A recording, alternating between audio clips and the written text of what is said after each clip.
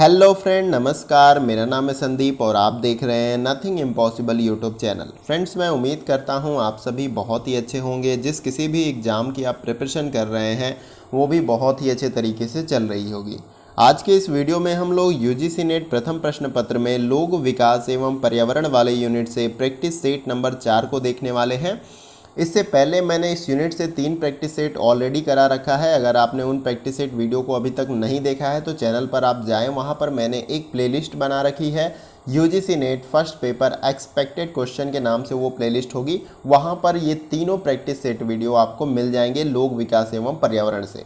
आज के इस वीडियो में हम लोग प्रैक्टिस सेट नंबर 4 को देखने वाले हैं। इस प्रैक्टिस सेट में हम 20 महत्वपूर्ण प्रश्नों के ऊपर जो है चर्चा करेंगे। ये प्रैक्टिस सेट की तरह पूरा वीडियो होगा और ये जितने भी मैं प्रश्न कराऊंगा ये सभी प्रश्न जो है नए सिलेबस के ऊपर आधारित प्रश्न हैं, तो बहुत ही इंपॉर्टेंट क्वेश्चन है। तो आप इनको क्वेश्चन नंबर 1 से लेके क्वेश्चन नंबर 20 तक जितने भी क्वेश्चन मैं कराऊंगा उनको बहुत ही अच्छे तरीके से देखें। कोशिश करें कि आप मैक्सिमम क्वेश्चन को अटेम्प्ट करें। उसके बाद कमेंट बॉक्स में आप ज़रूर अपना जवाब दें कि इन 20 प्रश्नों में से कितने प्रश्न जो है आपके राइट हुए हैं। अगर पहली बार में आपका जो बहुत सारा क्वेश्चन सही नहीं होता है तो आप दोबारा अटेम्प्ट करें। इस तरह से आपकी प्रैक्टिस भी बहुत अच्छी हो जाएगी। तो एग्ज़ाम जब भी हो आप अपनी तैयारी बहुत ही अच्छे रखिए, ताकि एग्ज़ाम कभी भी आए, उसका डेट कभी भी आए तो आपकी तैयारी हमेशा अच्छी रहेगी। ताकि एग्ज़ाम में आपको अचानक से भी बैठना होगा तो आपकी तैयारी पूरी तरह से कंप्लीट रहेगी। तो वीडियो को स्टार्ट करने से पहले आप सभी से हम्बली रिक्वेस्ट है, अगर आप नए व्यूवर हैं, चैनल पे पहली बार आ रहे हैं तो चैनल को आप सब्सक्राइब कर सकते हैं और उसके बगल में जो बेल आइकन का बटन होता है इस प्रकार से उसको आप प्रेस कर सकते हैं न्यू वीडियो के अपडेट्स को पाने के लिए। तो चलिए फ्रेंड, वीडियो को स्टार्ट करते हैं। क्वेश्चन नंबर 1 से देखते हैं। तो यहाँ पर प्रश्न नंबर 1 में पूछा जा रहा है कि निम्नलिखित में से कौन सा कथन पेरोक्सीटाइल नाइट्रेट के संदर्भ में सत्य है। तो पूछा जा रहा है यहाँ पर कि पेरोक्सीटाइल जो है नाइट्रेट, इसके संदर्भ में कौन सा कथन जो है सही है। इन चारों विकल्पों में से हमें यह बताना है। तो पहला जो ऑप्शन दिया गया है यह माध्यमिक प्रदूषक है। बी ऑप्शन दिया गया है यह तब उत्पन्न होती है जब हाइड्रोकार्बन रेडिकल्स नाइट्रोजन ऑक्साइड के साथ प्रतिक्रिया करते हैं। सी ऑप्शन दिया गया है मानव में श्वसन रोगों का जो है यह कारण है। और डी ऑप्शन है उपरोक्त में से सभी ऑप्शन आपका सही है। तो आपको बताना है कि पेरोक्सीटाइल नाइट्रेट के संदर्भ में इन चारों विकल्पों में से कौन सा कथन जो है सत्य है। तो इस प्रश्न का जो हमारा राइट आंसर हो जाएगा वो है आपका ऑप्शन नंबर डी। उपरोक्त में से सभी जो है आपका सही हो जाएगा इस प्रश्न के अकॉर्डिंग। यह एक माध्यमिक प्रदूषक है। बी जो दिया गया है यह तब उत्पन्न होती है जब हाइड्रोकार्बन रेडिकल्स नाइट्रोजन ऑक्साइड के साथ प्रतिक्रिया करती है तो पेरोक्सीटाइल नाइट्रेट जो है उत्पन्न होता है। फिर सी जो ऑप्शन यहाँ पे दिया गया है मानव में श्वसन रोगों का कारण है, तो मानव में ये श्वसन रोग का कारण भी होता है। तो इस कंडीशन में ये तीनों ऑप्शन हमारे सही हैं। तो चौथा ऑप्शन जो है ऑप्शन डी हमारा राइट हो जाएगा। उपरोक्त में से सभी कथन हमारा सत्य है इस प्रश्न के संदर्भ में। आइए अगले प्रश्न को देखते हैं। अगला प्रश्न हमारा है प्रश्न नंबर 2। इस प्रश्न में पूछा जा रहा है कि निम्नलिखित में से कौन सा पानी की गुणवत्ता और पानी में जैविक पदार्थ की स्थिति का सूचक है। इन चारों विकल्पों में से बताना है। पहला जो ऑप्शन दिया गया है बीओडी, बी ऑप्शन दिया गया है कॉर्ड और सी ऑप्शन दिया गया है दोनों, यानी कि ए और बी दोनों सही है। और डी ऑप्शन है उपरोक्त में से आपका कोई भी ऑप्शन सही नहीं है। तो इस प्रश्न का जो हमारा राइट आंसर हो जाएगा वो है आपका ऑप्शन नंबर ए बीओडी। प्रश्न में क्या पूछा गया था, निम्नलिखित में से कौन सा पानी की गुणवत्ता और पानी में जैविक पदार्थ की स्थिति का सूचक है, तो बीओडी। तो इस प्रश्न का हमारा राइट आंसर है ऑप्शन नंबर ए। आइए अगले प्रश्न को देखते हैं।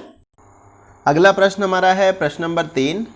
इस प्रश्न में दिया गया है कि सूची 1 को सूची 2 के साथ मिलान करना है। तो ये मिलान करने वाला प्रश्न है। इस प्रकार के भी प्रश्न आपसे एग्जाम में पूछ लिए जाते हैं। सूची 1 में दिया गया है रोग के बारे में, सूची 2 में दिया गया है कारण के बारे में, यानी कि कौन सा रोग किस कारण से होता है इसके संदर्भ में हमें मिलान करना है। तो आइए इसको मैच कर लेते हैं। तो पहला जो आपका मैच करेगा ए जो दिया गया है ऑस्टियोपोरोसिस, ये जो मैच करेगा आपका वो पहले के साथ मैच करेगा फ्लोरीन। फ्लोरीन के कारण जो है आपका ऑस्टियोपोरोसिस जो रोग है वो होता है। और बी जो आपका मैच करेगा वो दूसरे के साथ मैच करेगा ल्यूकीमिया जो होता है वो आपका स्ट्रोटियम 90 के वजह से जो है आपका ये रोग होता है ल्यूकीमिया। और सी जो है आपका फेफड़ों का कैंसर, तो वो जो है आपका बेंजोपाइरेने के कारण होता है। तो इस प्रकार से आप मिला लेंगे मिलान करने वाले ये क्वेश्चन को। तो यहाँ पर नाम आपको अटपटा दिख रहा है, लेकिन ये आपका इस प्रकार से ही साइंटिफिक नेम होते हैं। पहला मैंने आपको बताया ऑस्टियोपोरोसिस, ये फ्लोरीन की कमी से होता है। दूसरा बताया मैंने ल्यूकीमिया, ये जो है स्ट्रोटियम 90 की वजह से होता है। और सी मैंने बताया आपको फेफड़ों का कैंसर, ये जो है बेंजोपाइरेने के कारण होता है। तो अब हम देख लेंगे नीचे कूट में कि कौन सा हमारा मिलान के अकॉर्डिंग सही है। तो इसमें जो हमारा राइट आंसर हो जाएगा वो है आपका ऑप्शन नंबर सी। इस मिलान के हिसाब से हमारा option number C right answer हो जाएगा। तो इसी प्रकार से आपको मैचिंग वाले क्वेश्चन को जो है सॉल्व करना है। आइए अगले प्रश्न को देखते हैं। किसी प्रकार का अगर आपको डाउट होता है तो कमेंट बॉक्स में आप जरूर पूछ लिया करें। आइए अगले प्रश्न को देखते हैं। अगला प्रश्न हमारा है प्रश्न नंबर 4। इस प्रश्न में पूछा जा रहा है कि निम्नलिखित में से ध्वनि की तीव्रता को मापने के लिए किसका प्रयोग किया जाता है, इन चारों विकल्पों में से बताना है। पहला जो ऑप्शन है डेसिबल, बी ऑप्शन दिया गया है हर्ट्ज, और सी ऑप्शन दिया गया है फोन, और डी ऑप्शन दिया गया वाट, वाट दिया गया है, और M2। तो इन चारों विकल्पों में से कौन सा विकल्प जो है आपका सही आंसर है, इस प्रश्न का पूछा जा रहा है। प्रश्न में पूछा गया है कि इन चारों विकल्पों में से ध्वनि की तीव्रता को मापने के लिए किसका प्रयोग किया जाता है। तो इस प्रश्न का जो हमारा राइट आंसर हो जाएगा वो है आपका ऑप्शन नंबर ए डेसिबल। तो ध्वनि की तीव्रता किसमें मेजर की जाती है, मापी जाती है, तो डेसिबल में। इसको आप याद रखिएगा। अगर ध्वनि की तीव्रता के बारे में पूछा जाता है आपसे एग्जाम में कि ध्वनि की तीव्रता किसमें मापी जाती है, तो डेसिबल में इसको मापा जाता है। आइए अगले प्रश्न को देखते हैं। अगला प्रश्न हमारा है प्रश्न नंबर 5। इस प्रश्न में पूछा जा रहा है कि निम्नलिखित में से या इन चारों विकल्पों में से कौन सी आवृत्ति रेंज में मनुष्य के कान शोर के लिए सबसे ज़्यादा संवेदनशील होते हैं, इन चारों विकल्पों में से हमें बताना है। पहला जो दिया गया है ऑप्शन इसमें 1 से 2 किलोमीटर हर्ट्ज, और बी ऑप्शन दिया गया है 100 से 500 हर्ट्ज, और सी दिया गया है 10 से 12 किलोमीटर हर्ट्ज, और डी दिया गया है 13 से 16 किलोमीटर हर्ट्ज। तो इसमें से आपको सही आंसर बताने का प्रयास करना है।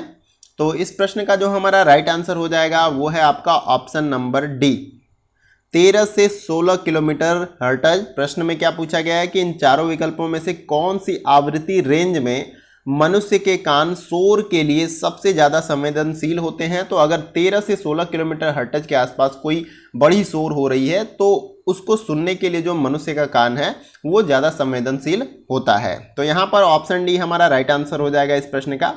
आइए अगले प्रश्न को देखते हैं। अगला प्रश्न हमारा है प्रश्न नंबर 6। इस प्रश्न में दिया गया है कि कोलकाता मेट्रो शहर में वायु प्रदूषण का प्रमुख कारण क्या है, इन चारों विकल्पों में से बताना है। तो कोलकाता जो मेट्रो शहर हमारा है तो वहाँ पर वायु प्रदूषण का जो प्रमुख कारण है उसके बारे में बताना है इन चारों विकल्पों में से। पहला जो ऑप्शन दिया गया है हाइड्रोकार्बन, बी ऑप्शन दिया गया है कार्बन मोनोऑक्साइड, सी ऑप्शन दिया गया है जलवाष्प, और डी ऑप्शन दिया गया उपरोक्त में से कोई भी आपका विकल्प जो है वो सही नहीं है। तो इस प्रश्न का जो हमारा राइट आंसर हो जाएगा वो है आपका option number B carbon monoxide. तो ये हमारा राइट आंसर हो जाएगा इस प्रश्न का। प्रश्न में यही पूछा गया कोलकाता मेट्रो शहर में वायु प्रदूषण का मुख्य कारण क्या है, तो कार्बन मोनोऑक्साइड जो है कोलकाता मेट्रो शहर में वायु प्रदूषण का कारण है। ऑप्शन बी हमारा राइट आंसर हो जाएगा। आइए अगले प्रश्न को देखते हैं। अगला प्रश्न हमारा है प्रश्न नंबर 7। इस प्रश्न में पूछा जा रहा है कि निम्नलिखित में से कौन सा कोयला आधारित बिजली संयंत्र से मुख्य रिसाव है। कोयला आधारित बिजली संयंत्र का मतलब कि कोयले से जो हमारा बिजली उत्पन्न होता है उसके मुख्य रिसाव कौन से हैं, इन चारों विकल्पों में से बताना है। पहला जो ऑप्शन है आपका SPM, बी ऑप्शन है फ्लाई एश, और सी ऑप्शन है धुंध, और डी ऑप्शन है उपरोक्त में से आपका कोई भी ऑप्शन सही नहीं है। तो इस प्रश्न का जो हमारा राइट आंसर हो जाएगा वो है आपका option number B fly ash. प्रश्न में क्या पूछा गया है, निम्नलिखित में से कौन सा कोयला आधारित बिजली संयंत्र से मुख्य रिसाव है, तो फ्लाई एश है। क्या होता है कि कोयला आधारित बिजली जो संयंत्र होते हैं उसमें कोयले को बर्न किया जाता है, जलाया जाता है, और ऊपर बहुत बड़ा एक कंटेनर होता है जिसमें वाटर होता है, और फिर वो जलता है, एनर्जी प्रोड्यूस होती है। फिर वो क्या होता है, पानी का जो कंटेनर है वो बॉयल होता है, फिर उसमें से स्टीम निकलती है, भाप, और वो भाप एक पाइपलाइन के सहारे जाती है और टरबाइन मशीन को चलाती है। लेकिन कोयला का जला हुआ अपशिष्ट कहाँ से निकलता है, चिमनियों से निकलता है। तो इन चिमनियों से क्या निकलता है, फ्लाई एश। इसको आप जरूर याद रखिएगा, बहुत ही महत्वपूर्ण है। ऑप्शन बी हमारा राइट आंसर हो जाएगा। आइए अगले प्रश्न को देखते हैं। अगला प्रश्न हमारा है प्रश्न नंबर 8। इस प्रश्न में पूछा जा रहा है कि निम्नलिखित में से कौन सी विधि प्रायोज्य एवं अच्छी गुणवत्ता वाले जल की आपूर्ति को बढ़ाने के लिए प्रयोग की जा सकती है, इन चारों विकल्पों में से बताना है।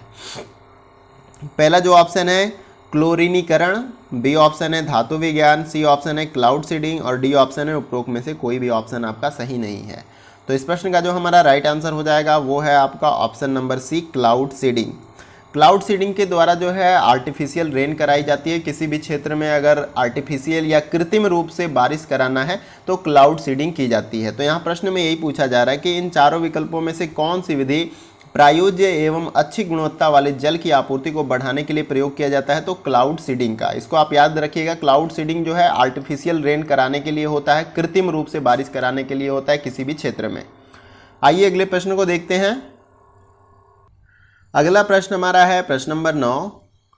इस प्रश्न में पूछा जा रहा है कि निम्नलिखित में से मलेरिया का मुख्य कारण क्या होता है, इन चारों विकल्पों में से बताना है। पहला जो ऑप्शन है आपका बैक्टीरियल संक्रमण, बी ऑप्शन है वायरल संक्रमण, सी ऑप्शन है परजीवी संक्रमण और डी ऑप्शन है फफूंद संक्रमण। तो इन चारों विकल्पों में से कौन सा ऑप्शन राइट है। प्रश्न में यही पूछा गया है कि मलेरिया का मुख्य कारण क्या होता है, यानी मलेरिया जो रोग होता है हमें, उसका मुख्य कारण क्या है इन चारों विकल्पों में से। तो इस प्रश्न का जो हमारा राइट आंसर हो जाएगा वो है आपका ऑप्शन नंबर सी परजीवी संक्रमण। तो इसमें क्या होता है, मलेरिया का जो मच्छर होता है, डेंगू का जो मच्छर होता है वो हमें काटता है और उस कारण से हमें मलेरिया हो जाती है, तेज बुखार होता है इसमें। तो ये परजीवी संक्रमण होता है, इसी के कारण हमें मलेरिया होता है। तो इसको आप याद रखिएगा, ऑप्शन सी हमारा राइट आंसर है इस प्रश्न का। आइए अगले प्रश्न को देखते हैं। अगला प्रश्न हमारा है प्रश्न नंबर 10। इस प्रश्न में पूछा जा रहा है कि निम्नलिखित में से किसके स्तर में वृद्धि के कारण ओजोन रिक्तीकरण होता है, इन चारों विकल्पों में से बताना है। पहला जो ऑप्शन है जलवाष्प, सी ऑप्शन है ऑक्सीजन। यहाँ पे टाइप में मिस्टेक है, सी ऑप्शन ऊपर लिख दिया गया है, लेकिन ये चारों विकल्प आपके सही है। इनमें से आपको सही आंसर बताने का प्रयास करना है। तो यहाँ पर ये बी हो जाएगा ऑक्सीजन, और यहाँ पर सी ऑप्शन दिया गया है आपका क्लोरोफ्लोरोकार्बन और डी ऑप्शन दिया गया है कार्बन मोनोऑक्साइड। तो इस प्रश्न का जो हमारा राइट आंसर हो जाएगा वो है आपका ऑप्शन नंबर बी क्लोरोफ्लोरोकार्बन। तो ये CFC गैस होती है जो हमारे व्हीकल्स होते हैं, फोर व्हील हो या टू व्हील हो, जो पेट्रोल से चलते हैं, तो वो उसमें जब ईंधन बर्न होता है, पेट्रोल जब बर्न होता है तो उसमें से CFC गैस निकलती है जो ओजोन की क्षरण करती है। ओजोन गैस का क्या करता है, क्षरण करता है। उसके कारण से क्या होता है, ओजोन रिक्तीकरण, यानी कि ओजोन गैस में जो है उसकी लेयर क्या होती है, पतली होने लगती है। तो यहाँ पर ऑप्शन भी हमारा राइट आंसर हो जाएगा इस प्रश्न का। आपको अच्छे से मैंने बताने का प्रयास किया। अगर कहीं भी कुछ समझ में नहीं आया तो आप कमेंट बॉक्स में ज़रूर पूछ लिया करें। आइए अगले प्रश्न को देखते हैं। अगला प्रश्न हमारा है प्रश्न नंबर 11। इसमें पूछा जा रहा है कि अम्लीय वर्षा से किस प्रकार रासायनिक अपक्षय बढ़ते हैं, इन चारों विकल्पों में से बताना है। पहला जो ऑप्शन दिया गया है विलय, बी ऑप्शन दिया गया है हाइड्रोलिसिस और सी ऑप्शन है ऑक्सीकरण और डी ऑप्शन है उपरोक्त में से आपका कोई भी ऑप्शन सही नहीं है। तो इन चारों विकल्पों में से आपको सही आंसर बताना है। तो इस प्रश्न का जो हमारा राइट आंसर हो जाएगा वो है आपका ऑप्शन नंबर बी हाइड्रोलिसिस। तो प्रश्न में क्या पूछा गया है कि अम्लीय वर्षा से किस प्रकार की रासायनिक अपक्षय बढ़ते हैं। तो हाइड्रोलिसिस प्रकार के जो है रासायनिक अपक्षय जो है बढ़ते हैं अम्लीय वर्षा के कारण। तो ऑप्शन बी हमारा राइट आंसर हो जाएगा इस प्रश्न का। आइए अगले प्रश्न को देखते हैं। अगला प्रश्न हमारा है प्रश्न नंबर 12। इस प्रश्न में पूछा जा रहा है कि निम्नलिखित में से कौन सी प्रक्रिया पृथ्वी की सतह पर या निकट चट्टान के विघटन का कारण बनती है, इन चारों विकल्पों में से बताना है। पहला जो ऑप्शन दिया गया है भौतिक अपक्षय, बी ऑप्शन दिया गया है अपक्षरण, सी ऑप्शन दिया गया है रासायनिक अपक्षय और डी ऑप्शन दिया गया है उपरोक्त में से कोई भी आंसर आपका सही नहीं है। तो इस प्रश्न का जो हमारा सही आंसर हो जाएगा वो है आपका ऑप्शन नंबर ए भौतिक अपक्षय। प्रश्न में क्या पूछा गया है कि इन चारों विकल्पों में से कौन सी प्रक्रिया जो है पृथ्वी की सतह पर या निकट चट्टान के विघटन का कारण बनती है। तो भौतिक अपक्षय। अपक्षय का क्या मतलब होता है, चट्टानों का अपने उसी जगह पर जो है टूट फूट के गिरने की प्रक्रिया को हम अपक्षय करते हैं। अब वो कई सारे होते हैं कारण जिसके कारण से अपक्षय होता है, भौतिक कारण होते हैं उसके, तो कई तरह के कारण होते हैं जिसके कारण से जो है अपक्षय आपका होता है। चट्टान जो होते हैं उनका विघटन जो है अपने जगह पर होता है। उसके बाद उन चट्टानों का परिवहन जो होता है वो अपर्दन के कारण होता है, और तो वो परिवहन का कार्य होता है, फिर उसके बाद अपर्दन होता है। तो ये एक प्रोसेस है जो निरंतर चलता रहता है। तो ऑप्शन ए हमारा राइट आंसर हो जाएगा इस प्रश्न का। आइए अगले प्रश्न को देखते हैं। अगला प्रश्न हमारा है प्रश्न नंबर 13। इस प्रश्न में पूछा जा रहा है कि निम्नलिखित में से कौन सी गैस शरीर के विभिन्न भागों में ऑक्सीजन ले जाने के लिए रक्त की क्षमता को कम करके मानव स्वास्थ्य को प्रभावित करती है। इन चारों विकल्पों में से बताना है कौन सा आंसर हमारा सही है। पहला जो ऑप्शन दिया गया है कार्बन मोनोऑक्साइड, बी ऑप्शन दिया गया है सल्फर डाइऑक्साइड, सी ऑप्शन दिया गया है कार्बन डाइऑक्साइड और डी ऑप्शन दिया गया है नाइट्रस डाइऑक्साइड। तो इन चारों विकल्पों में से आपको सही आंसर बताना है। तो इस प्रश्न का जो हमारा राइट आंसर हो जाएगा वो है आपका option number A carbon monoxide. प्रश्न में ये पूछा गया है कि इन चारों विकल्पों में से कौन सी गैस शरीर के विभिन्न भागों में ऑक्सीजन ले जाने के लिए रक्त की क्षमता को कम करके मानव स्वास्थ्य को प्रभावित करती है। तो वो गैस है आपका कार्बन मोनोऑक्साइड। तो ऑप्शन ए हमारा राइट आंसर हो जाएगा इस प्रश्न का। आइए अगले प्रश्न को देखते हैं। अगला प्रश्न हमारा है प्रश्न नंबर 14। इस प्रश्न में पूछा जा रहा है कि नाइट्रोजन ऑक्साइड मानव स्वास्थ्य को कैसे प्रभावित करती है। इन चारों विकल्पों में से बताना है।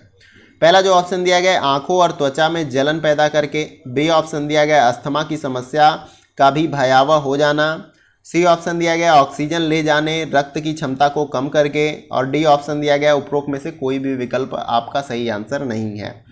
तो इस प्रश्न का जो हमारा राइट आंसर हो जाएगा वो है आपका ऑप्शन नंबर बी अस्थमा की समस्या का भी भयावह हो जाना। प्रश्न में क्या पूछा गया है, नाइट्रोजन ऑक्साइड मानव स्वास्थ्य को कैसे प्रभावित करता है। तो अस्थमा के जो मरीज हैं उनकी समस्या का भी जो है भयावह हो जाना ये नाइट्रोजन ऑक्साइड का ही कारण होता है। तो बी जो ऑप्शन हमारा है राइट आंसर हो जाएगा इस प्रश्न का। आइए अगले प्रश्न को देखते हैं। अगला प्रश्न हमारा है प्रश्न नंबर 15।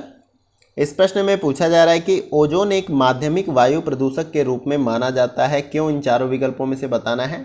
पहला जो ऑप्शन है वायुमंडल की ऊपरी परतों में है, बी ऑप्शन है वातावरण में रासायनिक प्रतिक्रियाओं द्वारा बनी होती है, सी ऑप्शन दिया गया उद्योगों में उत्पादित की जाती है और डी ऑप्शन है प्रदूषण में माध्यमिक भूमिका निभाती है। तो इन चारों विकल्पों में से हमें यह बताना है कि ओजोन एक माध्यमिक वायु प्रदूषक के रूप में माना जाता है, आखिर क्यों। इन चारों विकल्पों में से आपको सही आंसर बताना है। तो इसका जो राइट आंसर हमारा हो जाएगा वो है आपका ऑप्शन नंबर बी वातावरण में रासायनिक प्रतिक्रियाओं द्वारा बनी होती है, इस कारण से जो है ओजोन को एक माध्यमिक वायु प्रदूषक के रूप में माना जाता है। ठीक है। O2 और O के मिलने से जो है क्या होता है O3 का निर्माण होता है। ये ओजोन का जो है हमारा क्या है फॉर्मूला है, इसको आप याद रखिएगा। ओजोन को जो है O3 के नाम से जाना जाता है। तो O2 जो है और O जब वापस में मिलते हैं तो ये O3 का निर्माण करते हैं और ये प्रक्रिया जो है निरंतर चलती रहती है ओजोन में। जैसे दिन में हमारा CFC के कारण जो है O3 ब्रेक होके O2 और O में विभक्त हो जाता है, और लेकिन पुनः जब रात होती है तो उस जगह जो है ये आपस में फिर से जुड़ जाते हैं और O3 का निर्माण कर देते हैं। तो ये प्रक्रिया निरंतर चलती रहती है, नहीं तो बस टूटने की प्रक्रिया होती रहती तो ओजोन लेयर हमारा नष्ट हो जाता। फिर उनसे सूर्य से निकलने वाली जो अल्ट्रावायलेट किरणें हैं उनके कारण से हमें बहुत सारी बीमारियां होने लगती। तो इस प्रोसेस ये होता रहता है, इस कारण से जो है ओजोन लेयर जो है बनी रहती है और हमें जो है समस्याओं से बचाती रहती है। तो यहाँ पर ये प्रश्न का जो है हमारा right answer option number B हो जाएगा। आइए अगले प्रश्न को देखते हैं। अगला प्रश्न हमारा है प्रश्न नंबर 16। इसमें पूछा जा रहा है कि निम्नलिखित वायु प्रदूषकों में से कौन सा गाड़ियों और ट्रकों से प्रदूषण का महत्वपूर्ण स्रोत नहीं है। इन चारों विकल्पों में से बताना है। तो इसमें साफ साफ यही पूछा जा रहा है कि गाड़ियों और ट्रकों से प्रदूषण का महत्वपूर्ण स्रोत नहीं है, यानी गाड़ियों और ट्रकों से वो प्रदूषण नहीं निकलता है। तो इसमें पहला जो ऑप्शन दिया गया है आपको कार्बन डाइऑक्साइड, दूसरा दिया गया है हाइड्रोकार्बन और सी ऑप्शन दिया गया है नाइट्रोजन ऑक्साइड और डी ऑप्शन है सल्फर डाइऑक्साइड। तो इन चारों विकल्पों में से आपको सही आंसर बताना है। तो इस प्रश्न का जो हमारा राइट आंसर हो जाएगा वो है आपका ऑप्शन नंबर बी हाइड्रोकार्बन। प्रश्न में यही पूछा गया है कि इन चारों विकल्पों में से वायु प्रदूषकों में से कौन सा गाड़ियों और ट्रकों से प्रदूषण का महत्वपूर्ण स्रोत नहीं है। तो हाइड्रोकार्बन जो है गाड़ियों और ट्रकों से जो है नहीं निकलता है उतना, तो ये जो है प्रदूषण का महत्वपूर्ण जो है स्रोत नहीं है वायु प्रदूषण का। तो ऑप्शन बी हमारा राइट आंसर हो जाएगा इस प्रश्न का। बाकी ये सभी निकलते हैं गाड़ियों से, कार्बन डाइऑक्साइड हो गया, नाइट्रोजन ऑक्साइड हो गया, सल्फर डाइऑक्साइड हो गया, सल्फर ऑक्साइड हो गया आपका। तो यहाँ पर हमारा जो नहीं निकलता है वो हाइड्रोकार्बन नहीं होता है, ठीक है। तो ऑप्शन बी हमारा राइट आंसर है इस प्रश्न का। कहीं भी किसी प्रकार का डाउट हो तो आप कमेंट बॉक्स में जरूर पूछ लिया करें। अगले प्रश्न को देखते हैं, आइए। अगला प्रश्न हमारा है प्रश्न नंबर 17। इसमें पूछा जा रहा है कि निम्नलिखित में से सल्फर डाइऑक्साइड मुख्य रूप से किससे निकलता है, इन चारों विकल्पों में से बताना है। पहला जो ऑप्शन है कारों और ट्रकों से, बी ऑप्शन है प्रकाश रासायनिक प्रतिक्रिया से, और सी ऑप्शन है कारखानों से, और डी ऑप्शन है उपरोक्त में से कोई भी आंसर आपका सही नहीं है। तो इस प्रश्न का जो हमारा राइट आंसर हो जाएगा वो है आपका ऑप्शन नंबर ए, कारों और ट्रकों से। सल्फर डाइऑक्साइड जो है आपका कारों और ट्रकों से द्वारा जो है निकलती है ये गैस, इसको आप याद रखिएगा। ऑप्शन ए हमारा राइट आंसर हो जाएगा। अगर पूछा जाए कि सल्फर डाइऑक्साइड जो गैस है वो किनके द्वारा निकलती है, तो कार जो चलती हैं और ट्रक जो चलते हैं उनके द्वारा जब ईंधन बर्न होता है तो उनके द्वारा ये गैस निकलती है। आइए अगले प्रश्न को देखते हैं। अगला प्रश्न हमारा है प्रश्न नंबर 18। इस प्रश्न में पूछा जा रहा है कि नाइट्रोजन ऑक्साइड की उच्च एकाग्रता से कौन सी समस्या उत्पन्न हो सकती है, इन चारों विकल्पों में से बताना है। पहला जो ऑप्शन है सिर का दर्द, बी ऑप्शन है चक्कर आना, सी ऑप्शन है श्वसन की समस्या, और डी ऑप्शन है उपरोक्त में से सभी। तो इन चारों विकल्पों में से नाइट्रोजन ऑक्साइड की उच्च एकाग्रता से कौन सी समस्या उत्पन्न हो जाती है, हमें यह बताना है। तो इसका जो राइट आंसर हमारा हो जाएगा वो है आपका ऑप्शन नंबर डी, उपरोक्त में से सभी।